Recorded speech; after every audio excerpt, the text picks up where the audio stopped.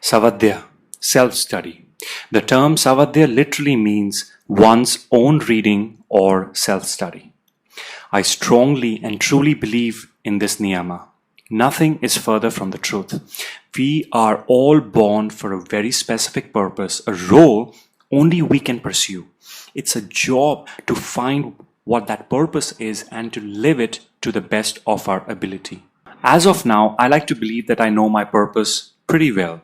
But if you had met me in my college years, well, I was a ship without a rudder, ship with no direction, absolutely clueless. That was more than 10 years back, and now I live each day with enthusiasm and wanting to help people become fit and healthy. So what changed? Circumstances and the decision and choices I made as a result of those circumstances.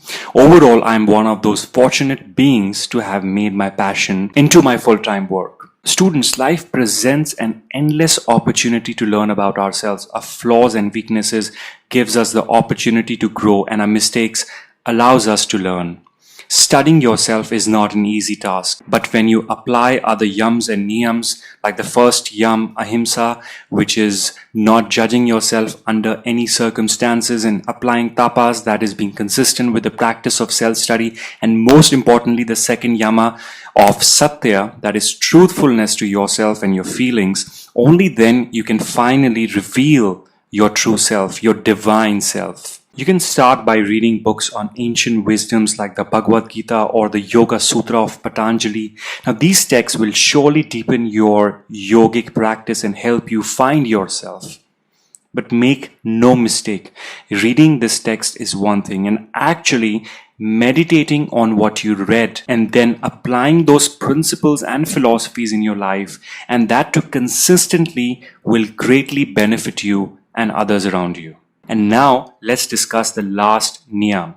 It's Ishvara Pranidhana, which is dedication, devotion, and surrender of the fruits of one's practice to a higher power. The term Ishvara Paridhana is made up of two words, Ishvara, which translates as supreme being, God, ultimate reality or true self, and Paridhana, which means fixing. It means we are advised to surrender to the supreme being or higher self, which in a sense means cultivating a deep and trusting relationship with the universe and making each action an offering to something bigger than us. Ultimately, it's about surrendering the I, which is the ego, and let go of our constant identification with ourselves.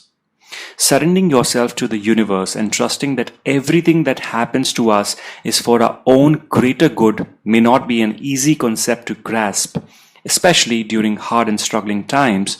But idea here with this niyama is just to believe even when we don't want to, and trusting the greater power that we call God. So this marks the ending of niyama. We have discussed yams and niyams. Students, pick up any spiritual text and you will find the same underlying principles that we have learned in the first two limbs of Patanjali's Ashtanga 8-limb yoga, that is yams and niyams.